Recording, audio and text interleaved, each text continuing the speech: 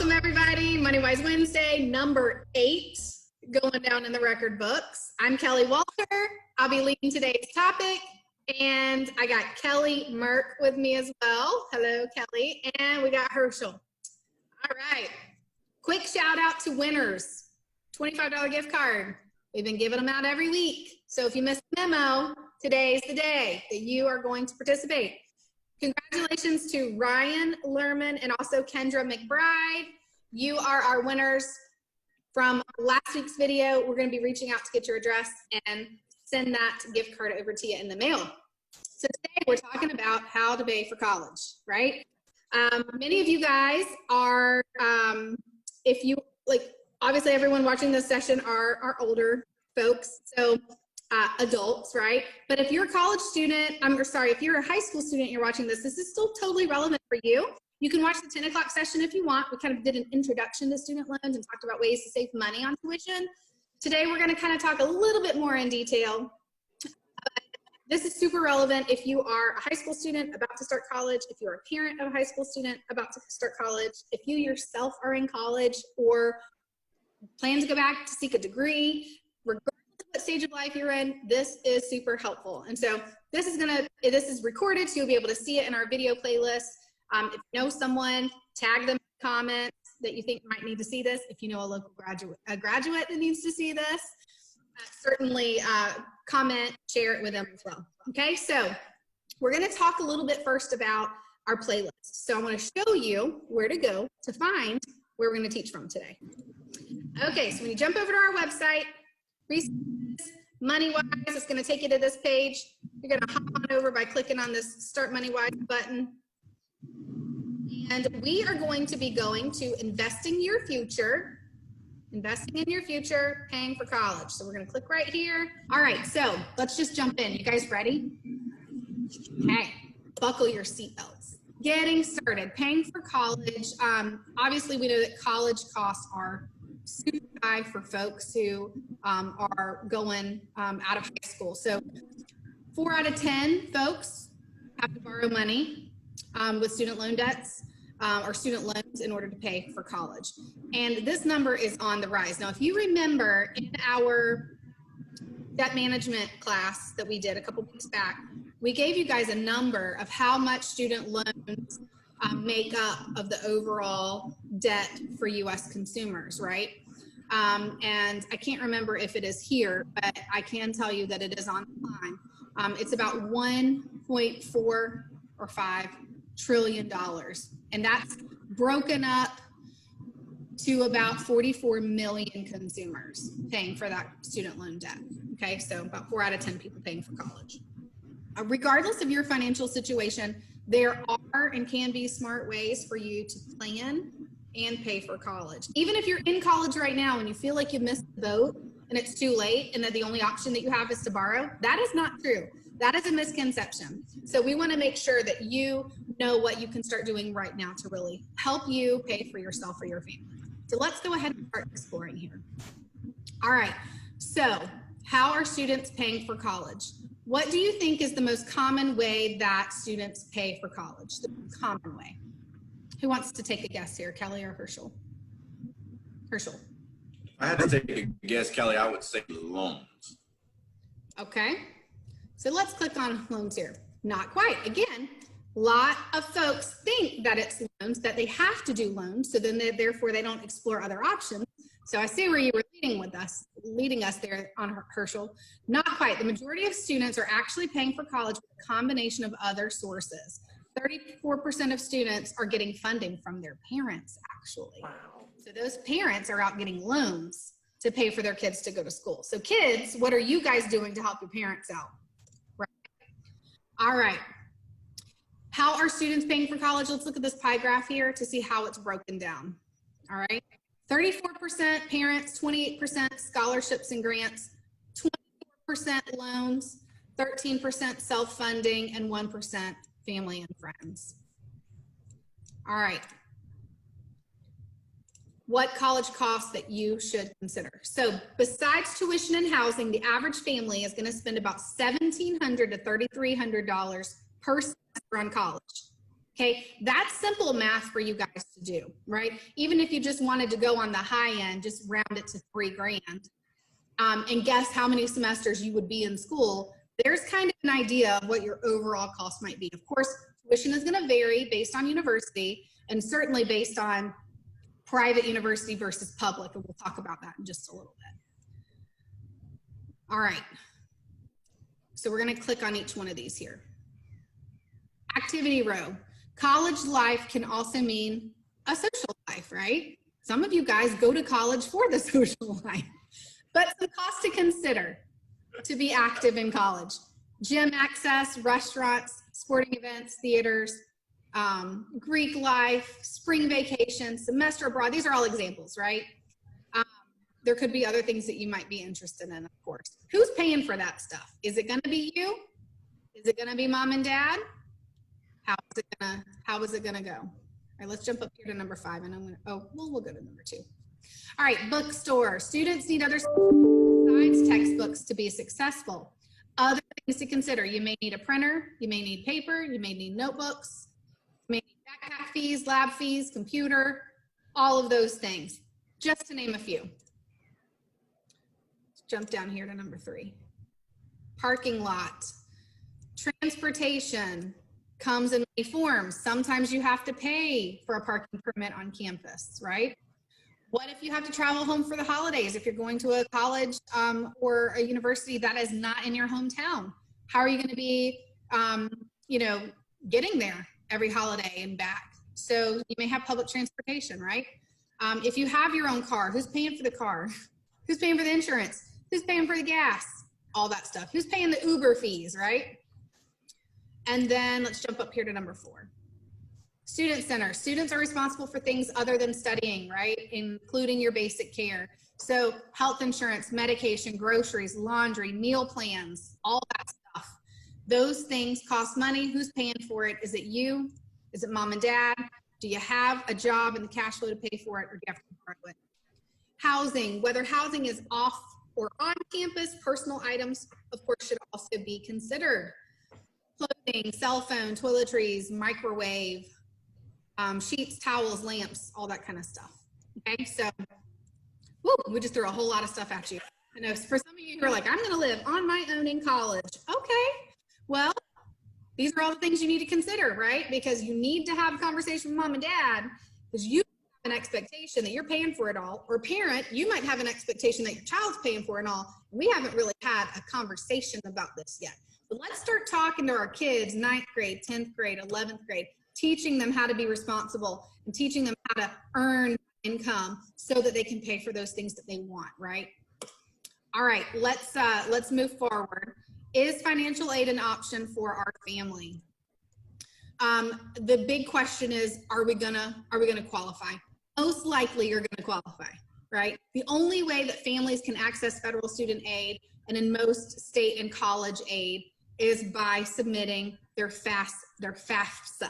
It's a mouthful. F-A-S-A. Right. It stands for Free Application for Federal Student Aid. Okay. Eligible students may receive financial aid packages that contain a combination of a couple of different funding options. You've got merit and needs-based scholarships. So based on skill, ability, financial need, they can be awarded by federal, state, or college programs as well, and they don't have to be paid back. Woohoo! Those are the best. Free money. Federal grants. That's right.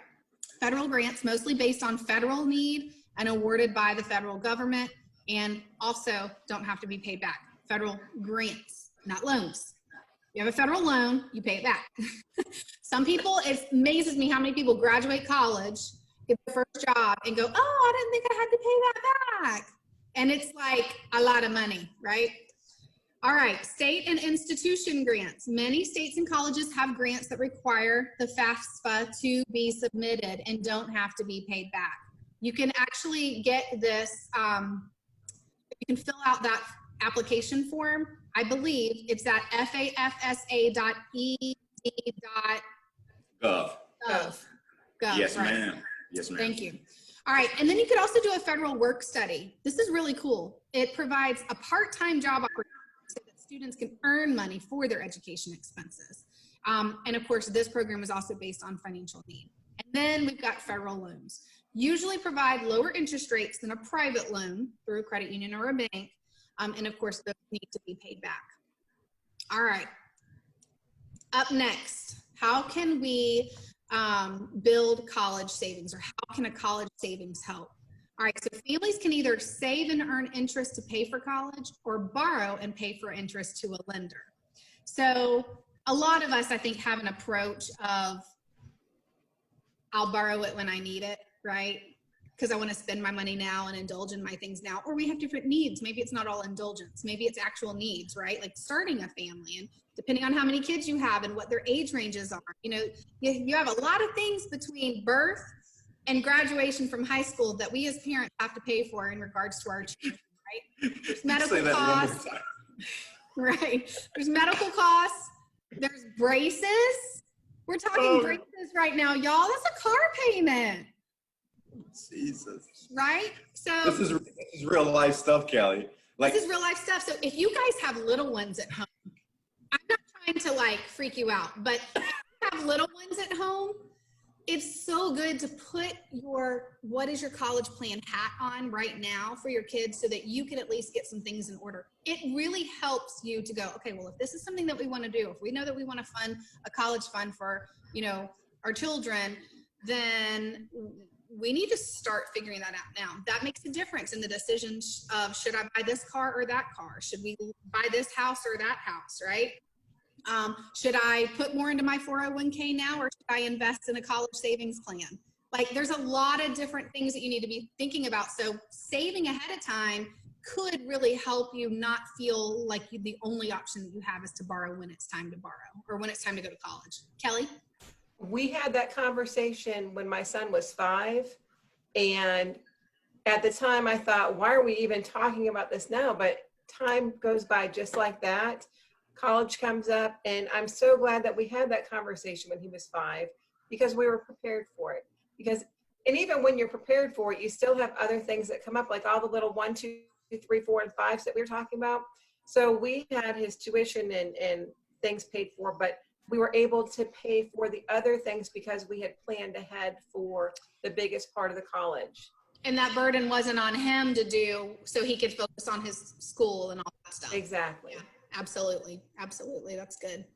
All right. So why save for college?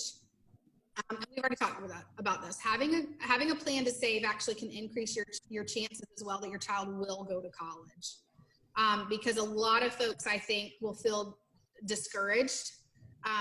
And especially if you come from a family that doesn't already have, you know, ancestors that have gone to college or have gotten a college degree, you may feel like, oh my gosh, this is a mountain that I will never be able to climb, right?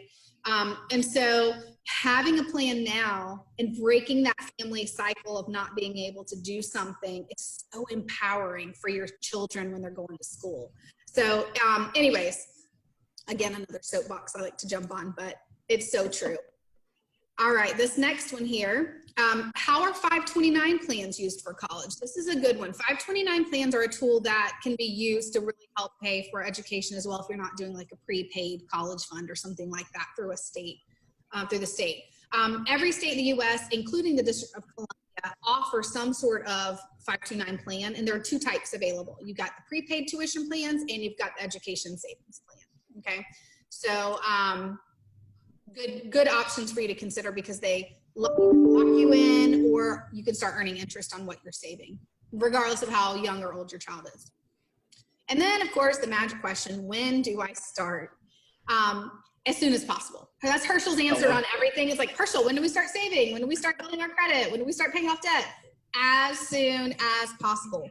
Yes. Because every little bit helps. And you can start a 529, honestly, for whatever in you want. It's kind of, it can be tied to like the money market. So you can kind of put whatever you want in there.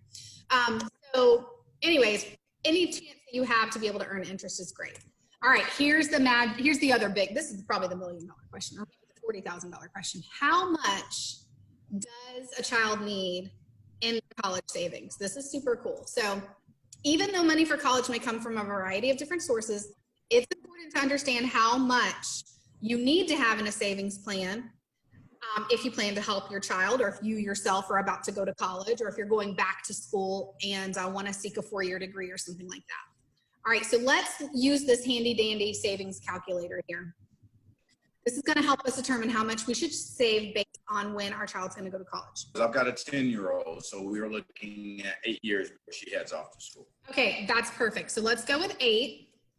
And let's assume that you don't already have any money saved for her, because most people don't for an 8-year-old. So I'm going to just kind of use the averages. So let's go 8 years and none saved. Here is, let me minimize our screens here.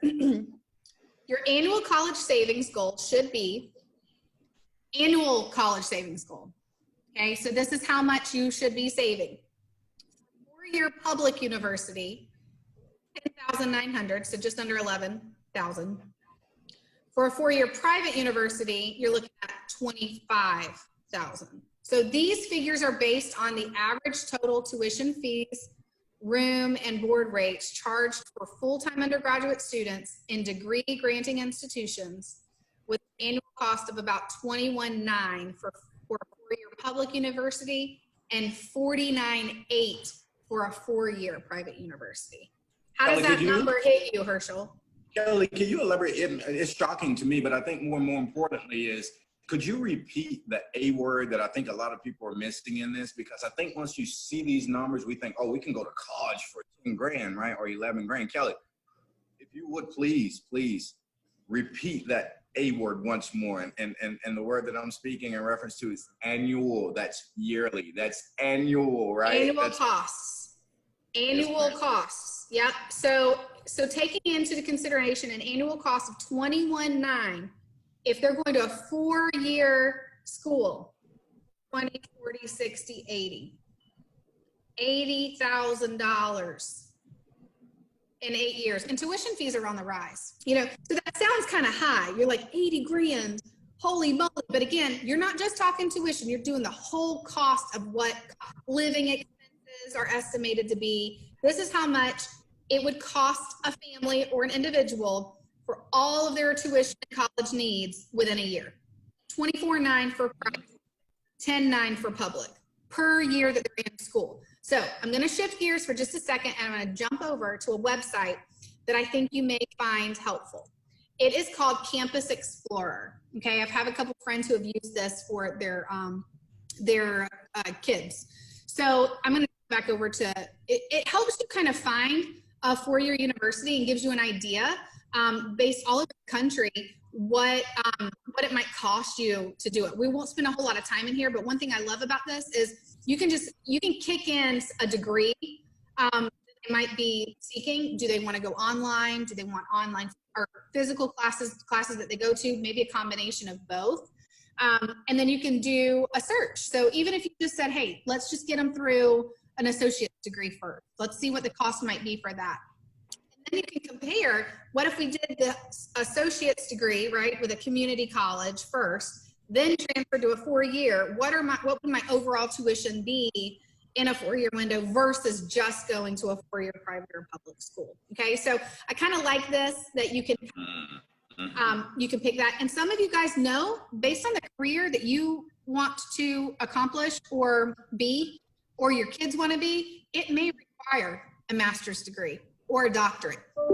Okay, and they're going to be in school for a long time, right? And so you want to be able to figure out what the cost is going to be. But like right here, I would go down here and say, let's say I wanted to do both classroom and online for a 4-year bachelor degree, and I pick business. I can go to search, and I can then kind of peruse a bunch of different options, and it tells you what your tuition is. And then it kind of gives you an idea of, you know, popular different financial things. Now be careful when you're on a site like this. Be super careful, because sometimes these third party, right, that aren't, you know, by the state or whatever, or by the federal government, There could be a lot of ads out there for different loan types. So we always want to say, be super cautious of some of these ads or some of these things that pop up in the side, right? You want to be very, very, very careful of that. So that is how we calculate. Now let's go jumping over here to some key points about paying for college. College, obviously it's an investment, guys. We're preaching to the choir here, right? But you can be really creative and find creative ways to pay for college. And that's one of the things that we talked about with the kiddos at the 10 o'clock session. And here's a couple of things to keep in mind when you're considering how else you might be able to pay for college. Again, make sure you're considering all the costs. Don't just do your budgeting based on tuition alone. Okay, start having those conversations about how do you access your books, how much do they cost, that sort of thing. Okay. And then also you might want to estimate any other out-of-pocket expenses. You know, there might be other estimated, like the net price or difference between expected family contribution and cost of attendance provides estimated out-of-pocket college expenses. I encourage you to Google that. You'll find a lot more information on that as well. And then know what your options are. There are many options for student loans and building college savings. Know the terms and conditions, read the fine print, and ask questions. Don't act like you know everything about it, or don't ask a question because you think someone's going to think you're stupid. Yes. How many times really are you going to go through this process? Usually it's only in the first couple of years of your adult life, and you're young and inexperienced. Give yourself permission to ask questions. Like, I don't know what that means, because if you ask enough people what it means, the right people, they will enlighten you and teach you something that you never knew before, and they might keep you away from a whole lot of heartache and heartbreak and, you know, account break from cost issues. All right. All right. Next steps towards paying for college. Have a plan, right? Have a plan and a goal. Set a goal. It's okay to set a goal. Be realistic, but, you know, really work towards something. Have a plan that you can aim, whether it's saving money, or what sort of things do you need to, you know, prepare for and put away kind of now, whether it's for yourself or for each child that you have. Like, I have a huge gap in my kids. We have a 9-year gap. And so I'm focusing on the oldest one right now, right? And I'm like, I can't even think about the young one, but why not? If I can, go ahead and prepare for the young one. So I can save myself the pressure of going, oh my gosh, the oldest one's going to school in 6 years, or college in 6 years. Because like Kelly said, it goes by so fast, doesn't it, guys? Like, you blink and it's like, oh my gosh, they're renting their cap and gown. This is nuts. Don't find yourself panicking in that situation. Start saving now. Your kiddos get birthday check money. Put them in an account. Put them in an account. You can go ahead and open a savings account with a credit union, or consider and compare using a 529 plan with a financial advisor. You know, you explore prepayment options. You lock in rates. Different strokes for different folks. Just go find out what your options are. Go ahead and start thinking like Kelly did when her son was 5 years old. Start talking about what sounds appealing to you and what sounds like it fits your family, right? Because what works for one of us may not work for all of us, and that's okay. Start exploring your options. And then don't leave money on the table. When it is time to complete that application process, or grants, scholarships, loans, we talked to the kiddos in the first session about grants, okay? Some of these kids, some of you guys and some of your children don't want to do the work that it takes to get free money, but it is free money, okay? Teach them the benefits of why this is helpful. Explain to them how it's going to help your family, right? We've learned that some of these smaller scholarships, if you apply for a bunch of small scholarships and you pair them all together, you might be able to float an entire semester on grant money that you never have to pay back. Like, that's incredible. And then don't give up. Just because you don't get approved for 1 or 2 or 3 applications doesn't mean that you won't qualify for the next 3 that you apply for. So you need to be doing that your whole junior, senior year. Parents, try to help your kids see the value. I know it's really tough because, you know, it's online learning right now. They're doing something in a different way that they didn't have to do before, and they're overwhelmed. You know, we really want to encourage them and help them see the benefits of why that action supports them and also their family, their entire family, the whole family unit working on it together. There's one other thing that I don't have a visual for you guys, but you can certainly explore it if you go to our website for our It's a Money thing for the curriculum for the kiddos. But there's a handout that comes along with the topic of saving money for college. And one of the things I love is that at the very, very bottom of one of our handouts, it says, compile a binder that has all of the common documents that would be requested when you fill out those applications for either loans or grants or scholarships. So you're making your life a lot easier, students and parents, when you go ahead and have a place, kind of like when you do your, hopefully, if you do your taxes, you have all that in one place. So when tax season comes around, right? Or when January 31 hits and you're getting all of your tax forms in, it's all in one place and you're not going crazy when it's time to file. Some of you guys are laughing at yourselves because you're like, oh my gosh, I'm the one who's totally like a hot mess. All you need is a file folder. I know you can't see it because I have a little camera thing on, but I got a file folder here. Just open a file folder, put all those common docs in there. So every time you need to scan it over to somebody or apply, you have everything you need, whether it's birth certificate, copy, or, ID, especially if it's letters of recommendation, huge. While you're in college, get those letters of recommendation. If your student or if your kiddos have a great relationship with some of their teachers right now, or if you have a great relationship with employers, or if you have a good track record with someone that's a personal reference, start gathering all that stuff now. If you know they're going to be planning for it in a year or two, keep it in a safe place. Keep it all in one place so that it's super easy for you and it's not stressful. So then you're like, sure, it's only $1,000 grant opportunity, but I can fill that out in probably 10, 20 minutes. I can get it done. Or if I have to write an essay, maybe you kind of have a go-to essay that can work for all of them. That's okay too. They're not all comparing essays, right? So just think outside the box a little bit, right? All right, so we're running a little short on time, so we need to run, let you get on with your lives. Kelly and Herschel, final thoughts, final comments, words of encouragement for those that are listening. Kelly, you knocked it out of the park with this session today. I just want to say thank you, because some of the tips, some of the insight, and some of the guidance that you share really shows that you're not only speaking from a book, but you're speaking from experience. And that's what our viewers and our members need to see, is that we can connect and engage with them because we are going through the same things that they are going through. So thank you for sharing some of your personal testimony and your experience with our viewers and our members. And I appreciate what you did for our people today. So thank you. Yeah, absolutely. Kelly? Yeah, Herschel, that was a very valid point. I mean, this is something that we've all been through or are going through or will go through. And so there's a lot of thought process put into this and a lot of heart put into it.